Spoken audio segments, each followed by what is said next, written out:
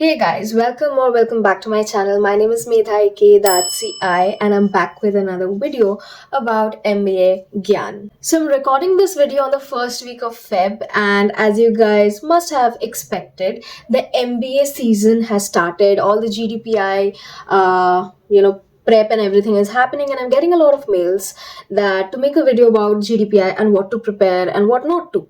To which I would like to say, see, GD still can be generalized, but the PI needs to be prepared based on your profile. Okay, there is no one size fit all solution that I can just give it out. Okay, and I'm getting a lot of mails. Few of you guys have also asked me to take mock interviews and all, and I've also asked that whether I'm still giving those interviews.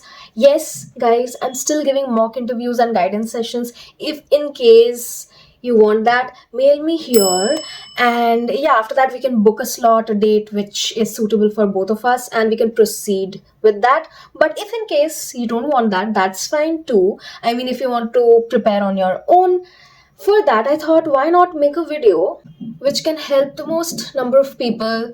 And yeah, just that. And this is that video. I will also link my MBA Gyaan somewhere up.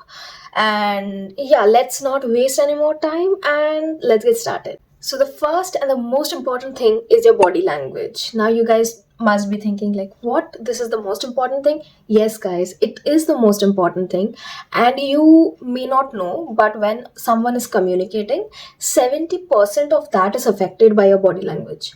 And this is not a statistics that I'm making up right now. This has already been proven, and we were taught during MBA that your body language can affect 70% of your communication. So your words and the matter or the content is only 30%. It's all in your confidence.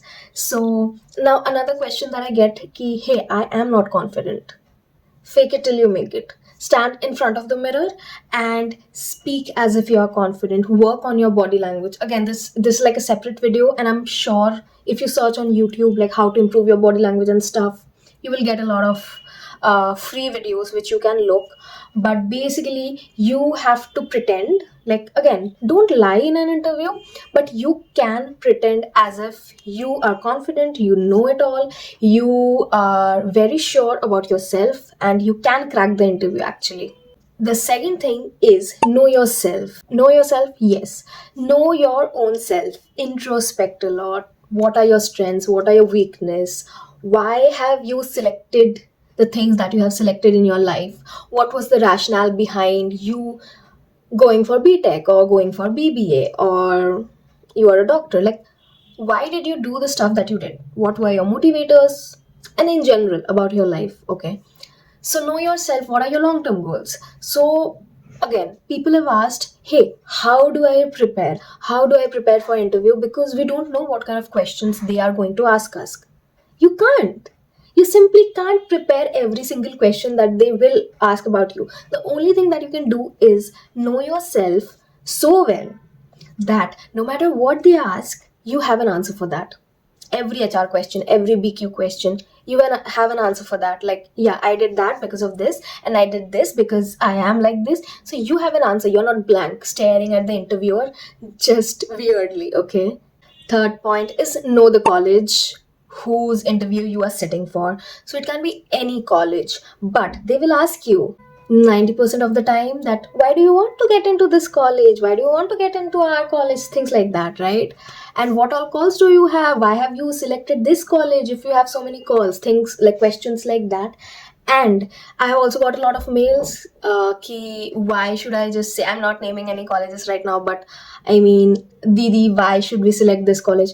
You should have the answer, right? Do your research, go to Google, search about that college, the alumni, the placements, like what kind of company comes to that college, what kind of syllabus, faculty, everything. Do your own research. And again, if you are sitting for like 5 or 10 colleges, you should know its facts by heart. All the 10 colleges ka fact कि okay, this college is good for this college has a separate this program, this college has a this immersion program, things like that. And you can talk about that in an interview, that I know ABCD about your college and I feel fascinated because then you just make up sentences.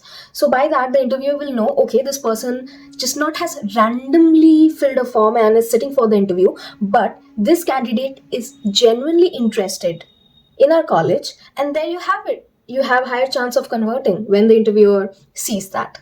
The fourth point, or the area which you will have to work on, is your specialization. Now here it's kind of like a tricky part, because multiple people have not done BBA or BCom or like MBA administration related course, so you guys really have no clue about the specialization. So again, for that group, do your research, know what is marketing, what is finance, what kind of role you get after marketing, after HR, operations, consulting. Again, one thing which I've heard a lot, oh, I want to take consulting as specialization. Consulting is a role, it's not a specialization, and I will make a video about it. So yeah, coming back to the point, if you are like the first category where you don't even know that what kind of specialization you want, firstly do your research.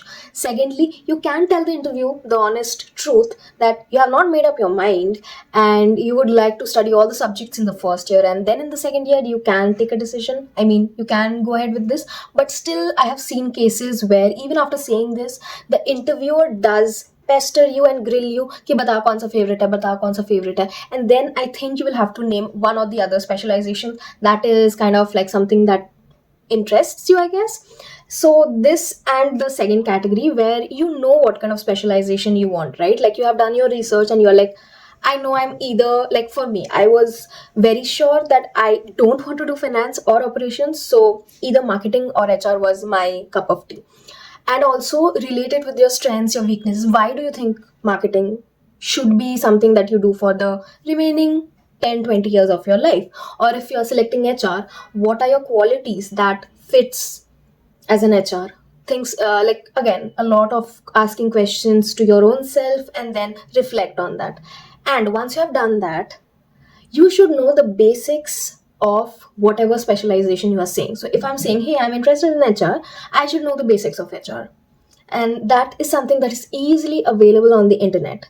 So what are the rules of HR, the departments in HR, then labor laws. Again, you don't have to know the laws by heart, but at the same time, you should know there's something called the labor laws. Okay. And again, if I have to talk about marketing, obviously you will not know if you're from BTech or from other background, you will not know about marketing, but at the same time you should know who is the father of marketing, what are the 4 P's of marketing, the 7 P's of marketing, what is the difference between selling, marketing, like basic stuff about that subject. That should be something that you should have done your studies on. Number 5 is again not a particular area but a general tip: work on your fluency. I get a lot of emails again, Didi, can I talk in Hindi or in my regional language? And even when they book a mock interview with me, they kind of ask that, is it okay if we speak in Hindi or like whatever language? Or if I'm just giving a guidance session, even though they start in English, I have seen multiple people shift to their mother tongue very easily. And especially because I am also fluent in multiple languages, I can understand, and I also say, okay, if you're comfortable, let's speak in whatever your mother tongue is.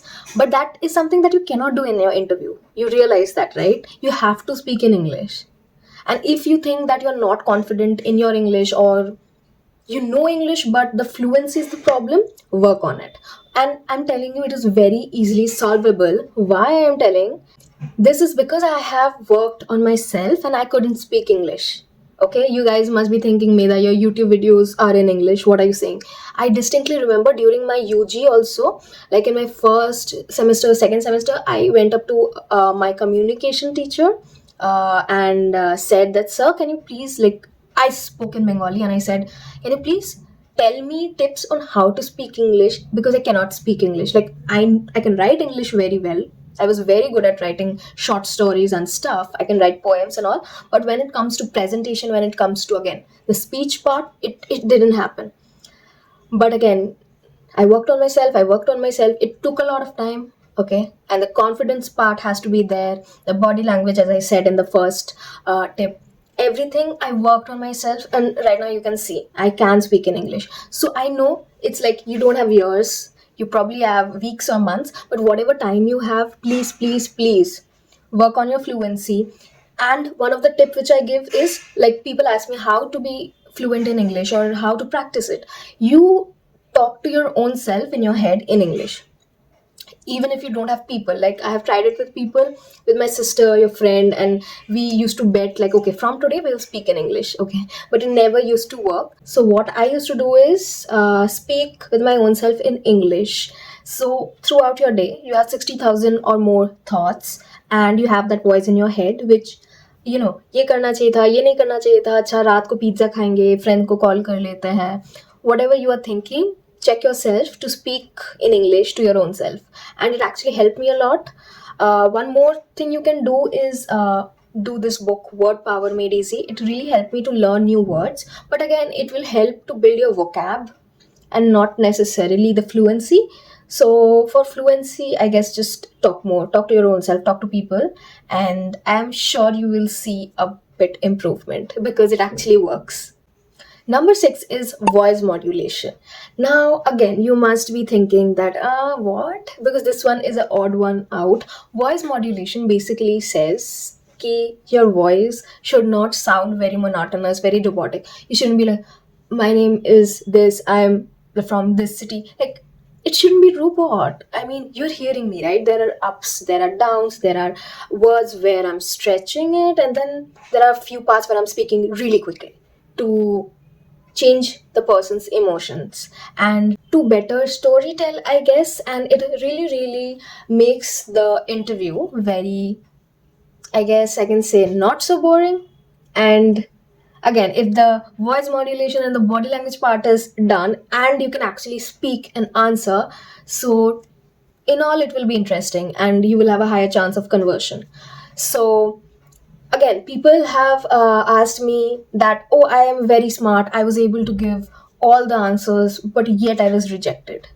It is because of these things. It's because maybe your body language was not confident, or you looked as if you are hiding something, your voice was robotic. It is not pleasant. Make sure that you are having a pleasant conversation with the interviewer.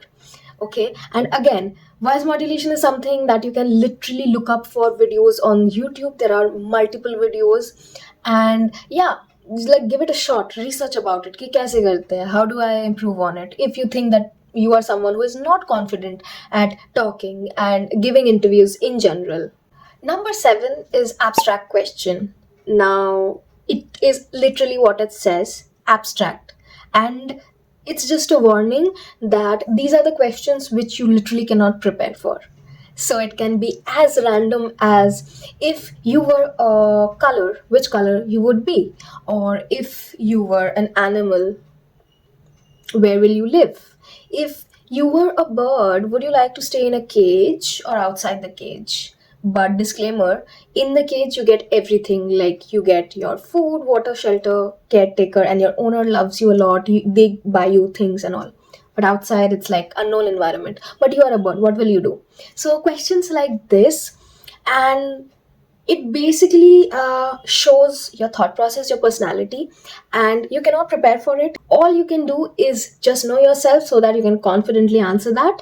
And here I think they check your thought process, they check your personality, they check whether, again, they can grill you, they can make you underconfident, they can trigger you, which again, as I said, you can't be. So smile, and whatever comes to your head, just say very confidently, ki, I think I will be this, or this is my perspective.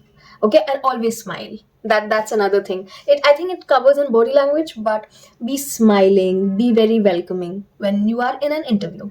Number 8 is guesstimates. Guesstimates are generally not asked in a PI, like a MBA PI, but this is something that were taught to us in a B school once you sit for all the consulting rules. And these questions are really very difficult. That is why it is not asked in a random MBA interview. But if in case you have covered everything else and you are very confident, this is something that you can literally learn. Again, go to YouTube, how to solve guesstimates. Guesstimates are basically questions where the interviewer will ask you to find out a solution or to find out a number to a random problem. So for example, how many trees are there in India? or how many cars are there in Madhya Pradesh. Any random question like that can be a guesstimate. Again, there are different kinds of guesstimates, there are different ways to solve a particular guesstimate, but again, I think these are mostly asked in a very, like, if you're sitting for blackie or something, or very like tier 0 tier 1 college. If you are just sitting for a random tier 2 tier 3 college, I don't think they are going to ask these kind of questions. At least when I have given interviews, they didn't. I never ever faced a guesstimate in an MBA interview. But again, if you have free time, please go ahead and learn it. And the last, ninth point, which I think is a no brainer and everyone who is preparing for an interview is doing, is to keep yourself updated about the current affairs, GK in general.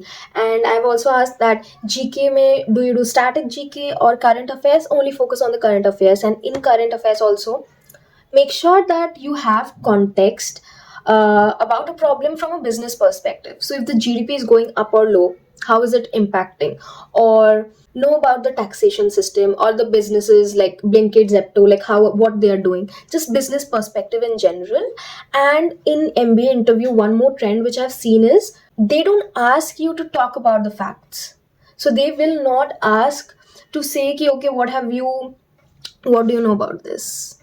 Tell the facts, or who started this war, or who was the founder of this company.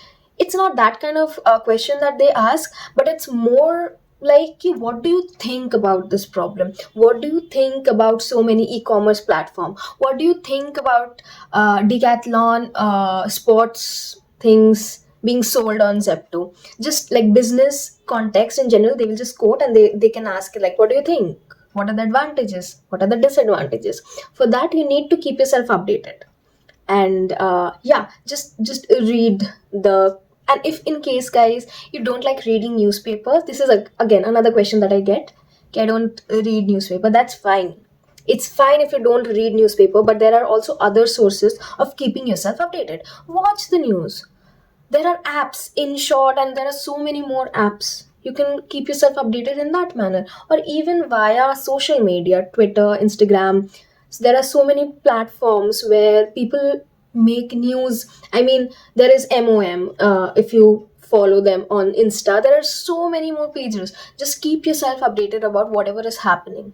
And I think, yeah, that would be all the points. I don't think I have missed any, but if in case I have, please put it down in the comment section below. I think people will get help from it.